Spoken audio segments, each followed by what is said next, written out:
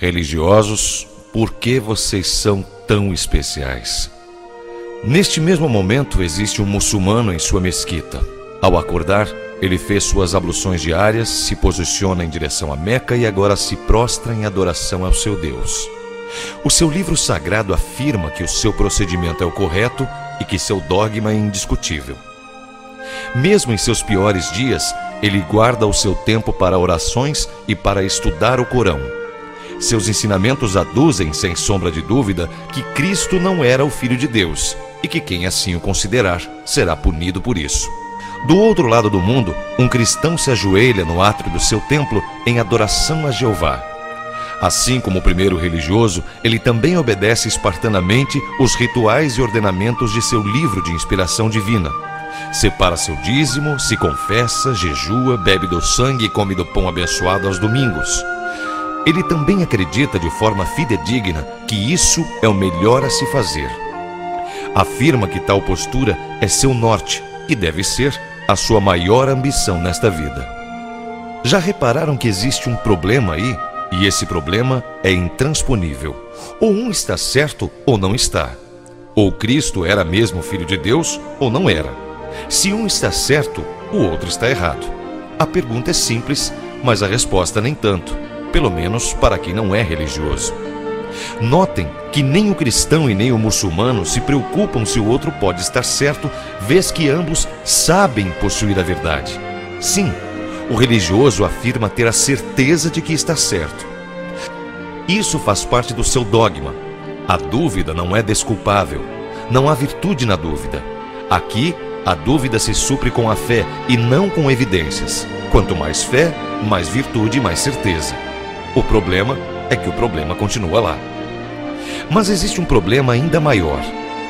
O cerne da questão é que o religioso usa sua crença como catapulta, como alavanca para os seus atos.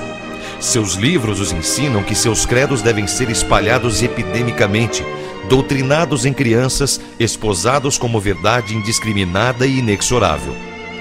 Ambos os livros, o Alcorão e a Bíblia, apesar de contraditórios, aduzem que só existe uma verdade e que tal verdade está acima de qualquer julgamento e de qualquer lógica.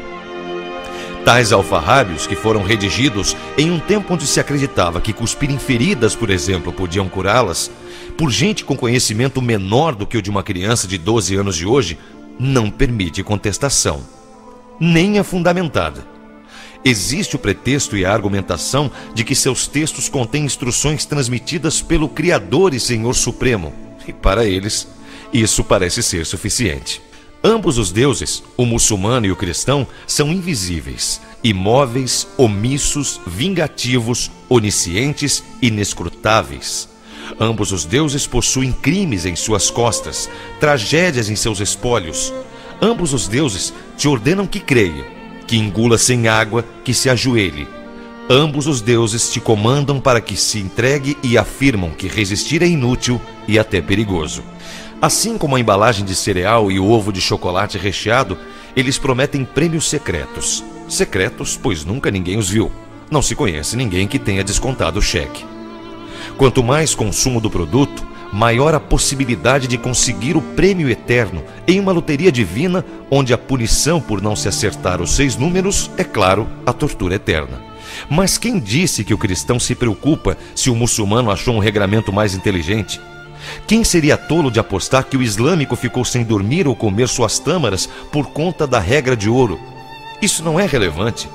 Apesar da pergunta restar de pé, exigindo ser respondida e causando recorrentes perdas para a humanidade, a questão escarva pronta para começar a atacar e destruir a tudo, tal qual um búfalo em uma loja de porcelana. E essa pergunta é: quem possui a verdade? Qual dogma realmente possui impressões oriundas do hálito celestial? Me diga você que é religioso, isso não te preocupa? Ironicamente, você ainda não se deu conta de que pode parar no inferno de outro Deus? Claro que existe uma possibilidade a ser considerada, e ela é espetacular. Lógica, razoável, gregária em sua essência, bela em sua simplicidade. Ela não te premia e não te condena. Desafiadora desde o nascituro, ela te pergunta: e se ambos estiverem errados? Sim, Considerem por um momento que Deus não existe. Isso não faz mais sentido do que o seu Deus pessoal? Isso não te parece mais real do que seu amigo imaginário, do qual você se esquece, por exemplo, quando se masturba? Aliás, olhem, ele está vendo. Não se esqueça do não desejarás a mulher do próximo, seu onanista pecador. Pois é, o quão difícil é aceitar que isso não faz sentido. Estamos em pleno século XXI, e se já era estúpido defender um ser sanguinário que nunca deu as caras há 2000 anos atrás, a situação não ficou melhor agora. Será que já não houve tempo mais do que suficiente para o teísmo apresentar suas considerações? Os métodos de que dispomos hoje para o amealho e avaliação de evidências não são confiáveis o bastante para separarmos o real do imaginário? Será que toda vez que ocorre um milagre ao redor do mundo, não há um bendito de um cético com um celular na mão para tirar uma foto? Ou será que milagres simplesmente não acontecem, vez que seriam alterações das leis da física? O que lhes parece mais razoável? O fato é que se Deus existe, faz questão de não se apresentar. É fato também que é militar no sentido de não se importar com a humanidade. Não resgata corpos no mar quando ocorrem naufrágios, não cura doenças, não diminui o desejo dos padres em sua paldurecência pedófila. Se algum corpo foi retirado do oceano, se a leucemia foi debelada, se o clérigo foi denunciado, isso não teve nada a ver com Deus. Isso foi trabalho dos homens. Mas se não são capazes de mostrarem a verdade do que afirmam, por que vocês religiosos então se matam entre si? Por que os seus livros são apresentados como se fossem o que existe de mais nobre e moral já escrito ao longo da história? Por que os comparam, os bradando no ar, como se medissem, por exemplo, o tamanho do próprio pau? Por que vocês os usam para dizer que sua fé é maior e que sua mensagem é mais poderosa? Se não têm certeza, vez que não podem, por que o usam como desculpa para maltratar homossexuais? Mutilar prepúcios e clítoris ao redor do mundo? Por que usam os mesmos livros para nos separarmos em cores ou em castas? Será que é injusto da minha parte perguntar por que ainda nos dias de hoje Jeová se preocupa mais com uma fimose do que com a fome na África? Me desculpem, mas ao contrário de vocês, religiosos, eu não tenho certeza. Admito isso. Acho apenas improvável, aliás, muito improvável face à ausência de provas e à pobreza de evidências. Mas ao contrário da religião, que não abandona a arrogância, eu como ateu afirmo que não tenho certeza. Não acredito nem por um segundo, mas não posso dizer que tenho certeza. Isso seria desonesto e para o ateu, a desonestidade intelectual simplesmente não pode ser aceita. Lembremos que saber é diferente de crer. E ressaltemos o que afirma Dan Baker, que de forma cirúrgica aduz que o ateísmo não afirma que a inexistência de Deus está provada, mas sim que a existência de Deus não está provada. E que, na verdade, em qualquer argumento, o ônus da prova está do lado daquele que faz a afirmação. Toda essa discussão é importante, mas como sempre o mais importante são as consequências. Sendo assim, torno a perguntar: religioso, você poderia me responder qual de vocês possui a real verdade? Depois de algum tempo refletindo, cheguei à conclusão de que a verdade nunca foi importante nessa seara. Sim, é claro que cada religioso de cada credo gostaria de estar com a verdade, mas o problema de vocês não é com a verdade. Nunca foi. O problema de vocês religiosos é com os fatos. A questão é simples. Seus livros de cristalina antítese estão repletos de verdades, não é mesmo? A merda é que os fatos não ajudam essas verdades. Mas sério, de verdade, não vejo problema.